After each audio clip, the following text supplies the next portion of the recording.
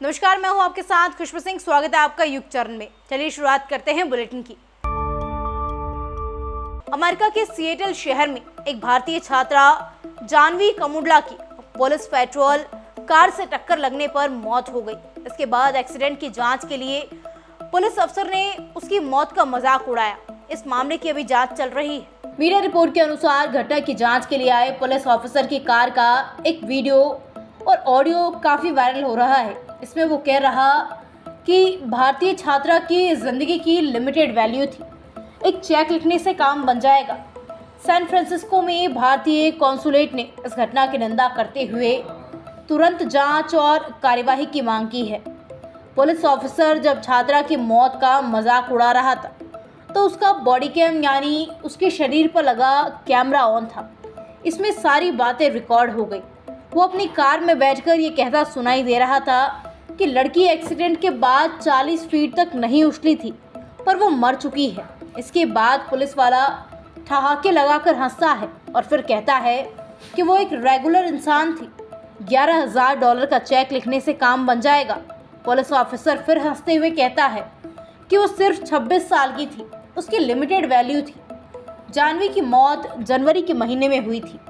Seattle police ने बताया कि उसकी मौत का मजाक उड़ाए जाने का खुलासा इस महीने में हुआ, जब उनके किसी कर्मचारी ने रूटीन चेक के लिए बॉडी कैम से रिकॉर्ड किए गए ऑडियो सुने। जानवी पर किए कमेंट्स कर्मचारी को आपत्तिजनक लगे तो उसने अपने सीनियर से इसकी शिकायत की। इसके बाद अब मामले की जांच की जा रही है। रिपोर्ट के अनुसार उन्होंने छात्रा को CPR भी भेज दिया। आंध्र प्रदेश की रहने वाली जानवी कमुडला इस साल दिसंबर में स्नातक की पढ़ाई पूरी करने वाली थी। जानवी की मौत का मजाक उड़ाने वाले पुलिस ऑफिसर का नाम डेनियल ऑड्रेड बताया जा रहा है। मीडिया रिपोर्ट के मुताबिक उसने खुद पर लगे आरोपों को पूरी तरह से गलत बताया है। उसने कहा कि वो सिर्फ शहर के अटॉर्नी की नकल कर रहा था, जो ऐसे मामलों में सज़ा सुनाने के दौरान ढिलाई बरतते हैं। वहीं कम्युनिटी पुलिस कमिश्नर ने इस मामले की आलोचना की है और इसे दिल तोड़ देने वाली घटना बताया है। कश्मीर में पिछले 3 दिनों से आतंकियों के साथ एनकाउंटर में आर्मी और पुलिस के 3 अफसर शहीद हो गए। एक अन्य जवान लापता है। दरअसल अनंतनाग जिले के गाडोला में 3 से 4 आतंकियों की मौजूदगी की सूचना के बाद सेना और पुलिस ने मंगलवार शाम संयुक्त ऑपरेशन शुरू किया। रात होने तक ऑपरेशन रोक दिया गया था। 13 सितंबर यानी बुधवार सुबह जब दोबारा तलाश शुरू की गई तो आतंकियों ने घने जंगल में घात लगाकर घेराबंदी की और हमला किया। उन्होंने अंधाधुंध फायरिंग की। इसके चलते 19 राष्ट्रीय राइफल्स के commanding officers colonel Manpreet Singh, major Ashish Dhonchak और जम्मू कश्मीर पुलिस के DSP हुमायूं भट्ट शहीद हो गए।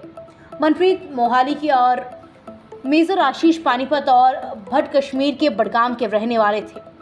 लश्कर-ए-तैयब से जुड़े प्रतिबंधित रेजिस्टेंट फ्रंट ने हमले की जिम्मेदारी ली। अफसरों का मानना है कि वही आतंकी है जिनसे 4 अगस्त को कुलगाम के जंगल में मुठभेड़ में 3 जवान शहीद हो गए थे। कश्मीर में पिछले 3 साल से ये सबसे बड़ा हमला है। इससे पहले कश्मीर के हंदवाड़ा में 30 मार्च 2020 को 18 घंटे चले हमले में कर्नल मेजर और सब इंस्पेक्टर समेत 5 अफसर शहीद हो गए थे। पिछले 4 महीनों से हिंसा से जूझ रहे मणिपुर से असम राइफल्स को हटाने की मांग अब तेज हो गई है। इस मांग के समर्थन में कई इलाकों में प्रदर्शनकारियों ने असहयोग आंदोलन शुरू किया है। खुद को मैतेई बताने वाली महिलाओं के एक संगठन ने पहाड़ी जिलों के उलट घाटी जिलों में सेंट्रल फोर्सेस, खासतौर से असम राइफल्स को वापस बुलाने की मांग को लेकर घाटी में केंद्र सरकार के संस्थानों पर ताले लगाने शुरू कर दिया है। कुछ महिलाओं ने इम्फाल पूर्व में अकम्पत में राष्ट्रीय इलेक्ट्रॉनिक और सूचना प्रौद्योगिकी संस्थान को बंद करा दिया। इसके पहले इम्फाल पश्चिमी जिले के इरोई सेम्बा में केंद्रीय कृषि विश्वविद्यालय परिसर पर ताला जड़ दिया। दूसरी ओर खुद को मैतेई समुदाय का असली नेतृत्वकर्ता कहने वाली कोऑर्डिनेटिंग कमेटी और मणिपुर इंटीग्रिटी ने कहा कि वो इस तरह की किसी भी आंदोलन का समर्थन नहीं करती है। कुकुमी के नेता किरण कुमार ने बताया, असम राइफल्स को हटाने की हमारी मांग जस के तस है। असल में शुक्रवार को पल्लेल इलाके में मैतेई लोगों की हत्या से लोगों में आक्रोश है। प्रदेश में होने वाले विधानसभा चुनावों को मद्देनजर रखते हुए राज्य सरकार आचार संहिता लगने से पहले लगातार फील्ड में अधिकारियों की तैनाती कर रही है। इसी कड़ी में लगातार आईएएस, आईपीएस, आरएएस और आरपीएस अधिकारियों के तबादले हो रहे हैं। सरकार ने बुधवार देर रात एक बार फिर प्रशासनिक सेवा में बड़ा बदलाव किया है। कार्मिक विभाग ने 23 आरएएस अधिकारियों के तबादलों की सूची जारी की है। कार्मिक विभाग ने अधिकारियों को तुरंत नई जगह पर ज्वाइनिंग करने के लिए कहा है। आरएएस अधिकारियों का तबादला करते हुए सरकार ने कई विभागों के विभाग अध्यक्ष बदल दिए। प्रदेश में 7 एसडीएम, 5 सहायक कलेक्टर और 1 अतिरिक्त जिला कलेक्टर को भी बदला है।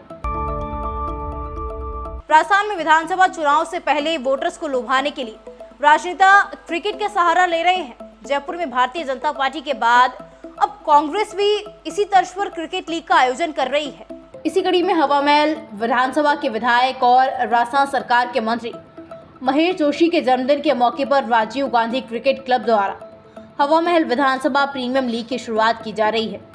लीग 14 सितंबर से 8 अक्टूबर तक जयपुर के गणगौरी बाजार स्थित चौगान स्टेडियम में आयोजित की जाएगी, जिसमें हवा महल विधानसभा क्षेत्र की 200 से ज़्यादा टीमों के 3000 से ज़्यादा खिलाड़ियों ने रजिस्ट्रेशन कराया है।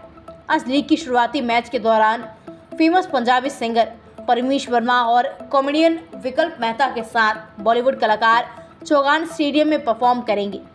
लेकिन लीग शुरू होने से पहले ही अब विवाद शुरू हो गया है।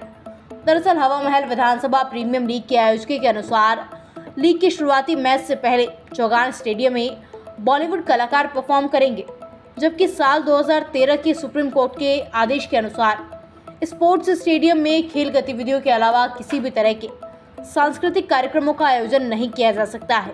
ऐसे में हवा महल प्रीमियम लीग की शुरुआत के दौरान सिंगर परमीश वर्मा और कॉमेडियन विकल्प मेहता की परफॉर्मेंस सवालों के घेरे में आ गई है।